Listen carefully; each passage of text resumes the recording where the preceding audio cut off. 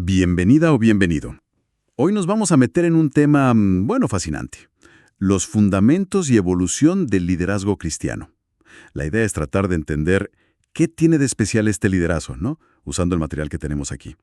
Y de entrada, queda claro que no es el típico liderazgo que busca poder, influencia personal, lo que vemos por ahí. Aquí la cosa es distinta. Gira en torno al servicio humilde, a eso que llaman diaconía. Que viene del griego, sí, servir, de forma muy concreta a veces. Exacto. Y a tratar de reflejar el carácter de Cristo. Parece que la meta no es el lucimiento personal. No para nada. Es más bien la gloria de Dios, el bien de la comunidad. Así que hoy vamos a eso, a explorar las raíces bíblicas y cómo figuras clave lo han interpretado a lo largo de la historia, según estas fuentes. Empezamos a desglosar esto. Venga, perfecto.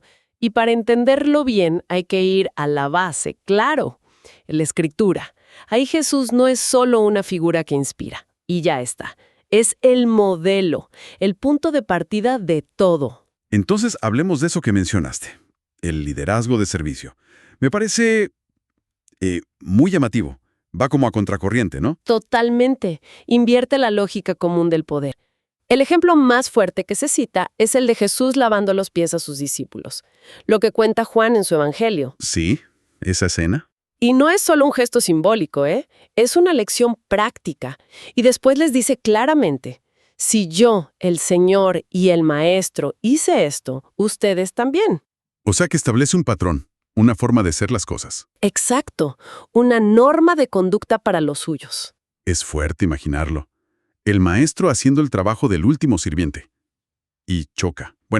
Choca de frente con lo que él mismo criticaba en otros líderes. Justamente. Los textos lo recogen. Advierte a sus seguidores. No hagan como esos líderes que se enseñorean de la gente. Que ejercen dominio. Eso mismo. Y la instrucción en Marcos es directa, casi revolucionaria. Entre ustedes no debe ser así. Al contrario, el que quiera ser grande, que sea servidor. El que quiera ser primero, que sea esclavo de todos. Es darle la vuelta por completo a la idea de grandeza. Una redefinición total. La grandeza no es a cuántos mandas, sino a cuántos sirves. Es invertir los valores del mundo. Y además de esa idea de servicio, está la imagen del buen pastor, ¿verdad? En Juan 10. Ajá. Eso refuerza la idea de cuidar, de proteger, incluso de sacrificarse por la comunidad, por las ovejas. Claro. No es un liderazgo, digamos, de oficina. Para nada. Es un liderazgo de involucrarse a fondo, personalmente. Y esto nos lleva directo a otro pilar que resaltan mucho estas fuentes, el énfasis tan grande en el carácter y la aptitud del líder. Ajá. Y lo curioso es que cuando Pablo, por ejemplo, da instrucciones a Timoteo y a Tito para la iglesia primitiva, pues no se fija tanto en si la persona es muy carismática o si habla muy bien o si tiene, digamos, habilidades gerenciales innatas. Ah, no. Porque hoy parece que eso es lo primero que miramos, ¿no? Pues no. Pablo lo que hace es detallar una lista de requisitos y es sorprendente porque está muy enfocada en la calidad moral y espiritual. ¿Qué tipo de cosas? Pues mira, ser irreprensible, fiel a su esposa, sobrio, prudente, respetable, hospitalario, apto para enseñar, pero que no sea un recién convertido, que no sea violento, sino amable, no avaro, que sepa gobernar bien su propia casa. Vaya. La lista es larga, sí. Y va muy al detalle de la integridad personal, de la conducta del día a día. Es casi como una radiografía interna de la persona. Más que un currículum de habilidades externas. Exacto. ¿Y qué nos dice eso de cómo entendían el liderazgo? Pues nos dice que, para esta visión, la madurez espiritual y la integridad son la base de todo. Son lo fundamental. El liderazgo no es tanto un puesto que ocupas. Es más bien una cualidad del ser. Entiendo. Algo que se demuestra primero en la vida privada, en la familia. Antes de liderar a otros, hay que saber, digamos, gobernarse a uno mismo. Cuidar a los de cerca. Un liderazgo de adentro hacia afuera. Justo eso. Vale. Servicio radical, carácter íntegro. ¿Hay algún otro pilar bíblico importante que se mencione en el material? Sí, mencionan un tercero. El llamado a la mayordomía. Sí. La idea central es que el liderazgo no es un derecho que uno tiene, ni algo propio. Es un encargo, una responsabilidad que Dios te delega. Como como administrar algo que te han prestado, que no es tuyo del todo. Exactamente así. Hay una cita clave que se usa mucho, de 1 Corintios 4. Ahora bien, se requiere de los administradores que cada uno sea hallado fiel. Ah, Y esto es crucial, porque cambia la forma de medir el éxito. En este modelo, el éxito no se mide por, no sé, resultados espectaculares, números que crecen, aplausos, sino sino por la fidelidad constante. Fidelidad a la tarea que te dieron y a los principios que recibiste. La pregunta clave no es ¿tuviste éxito?, sino ¿fuiste fiel? Qué interesante. Servicio, carácter y fidelidad como administrador. Vale. Con esas bases ya un poco más claras, ¿cómo fue cambiando la forma de entender este liderazgo a lo largo del tiempo? Según lo que estamos viendo aquí. Bueno, si damos un salto a la iglesia primitiva y la patrística, estamos hablando de los primeros siglos, ¿no? Hasta el siglo V más o menos. La época de los llamados padres de la iglesia. Ajá. Ahí el énfasis parece que estuvo en consolidar la estructura y en proteger la doctrina correcta. Era un tiempo de formación, de definir bien qué creían y cómo organizarse frente a muchas ideas distintas que andaban circulando. Y ahí mencionan a Ignacio de Antioquía. ¿Cuál fue su papel en esa consolidación? Ignacio, sí. Él puso mucho el acento en la figura del obispo. Lo veía como el centro de unidad para cada iglesia local. Apoyado, claro, por los presbíteros, los ancianos y los diáconos. Como una figura de autoridad central. Casi como un representante visible de Cristo, decía él. Para Ignacio, esta estructura, esta jerarquía, no era por poder. Era esencial para mantener a la comunidad junta, unida y fiel a la enseñanza de los apóstoles, sobre todo en un contexto donde había riesgo de división, de herejías. Entiendo. La estructura como un andamio para proteger la unidad y la verdad. Y luego aparece Agustín de Hipona, un peso pesado del pensamiento cristiano. Su enfoque parece distinto, ¿no? Sí, aunque vivió en la misma época patrística, el aporte de Agustín, según se lee aquí, va más a lo interior del líder. Él profundizó muchísimo en la idea del pastor como alguien llamado a negarse a sí mismo. A la abnegación. Eso es, al servicio sacrificado. Insistió mucho, tanto en sus escritos como en su vida, en la humildad, una humildad radical, y en depender totalmente de la gracia de Dios. Reconocía que hasta los líderes más fuertes son frágiles, que necesitan ayuda de arriba. Es curiosa esa tensión que ya se ve desde el principio, ¿no? Por un lado, necesitas una estructura clara, visible. Sí. Pero por otro, exiges una cualidad interior muy profunda en quien lidera. Exacto. Y esa tensión, va a estar presente siempre. Y de alguna manera explota siglos más tarde, con la Reforma Protestante, en el siglo XVI.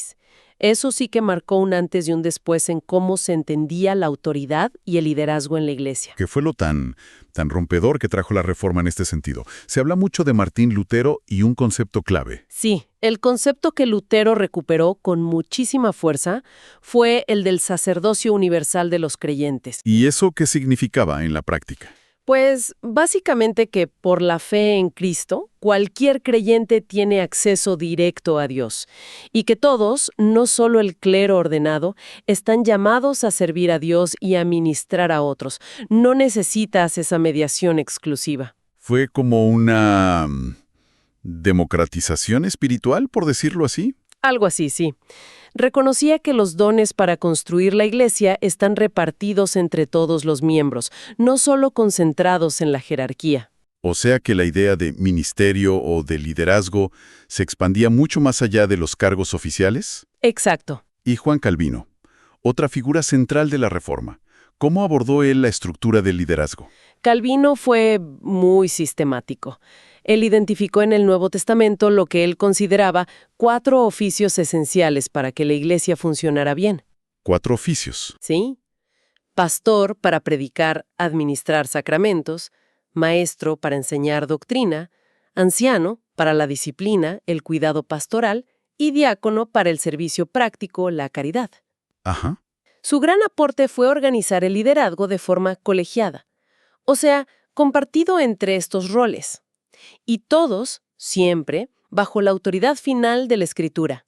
No era estructura por estructura, sino una estructura basada en la Biblia, orientada a edificar a la comunidad en doctrina y en moral. Entendido.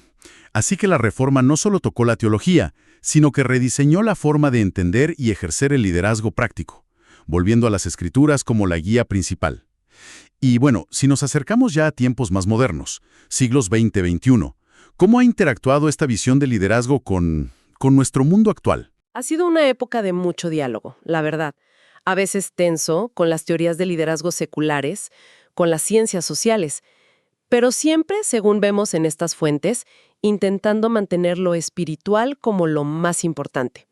Una figura clave aquí es J. Oswald Sanders y su libro Liderazgo Espiritual. Sí, un clásico. Él hace una distinción que es fundamental entre liderazgo natural y liderazgo espiritual. ¿Y cuál es la diferencia clave ahí? Porque un líder cristiano puede tener talentos naturales, ¿no? Carisma, habilidad. Claro que sí, por supuesto. Pero la diferencia clave, según Sanders, está en la fuente de la que dependen, de dónde sacan su fuerza. El liderazgo natural se apoya en eso: talento innato, carisma, la confianza en uno mismo, las habilidades que aprendiste. Ok. El liderazgo espiritual suele usar todo eso, sí, pero su raíz, su poder, no viene de ahí. Viene del carácter que Dios ha formado, del conocimiento íntimo de Él, de la confianza puesta en Él y de depender activamente del Espíritu Santo. Él es quien guía y da poder.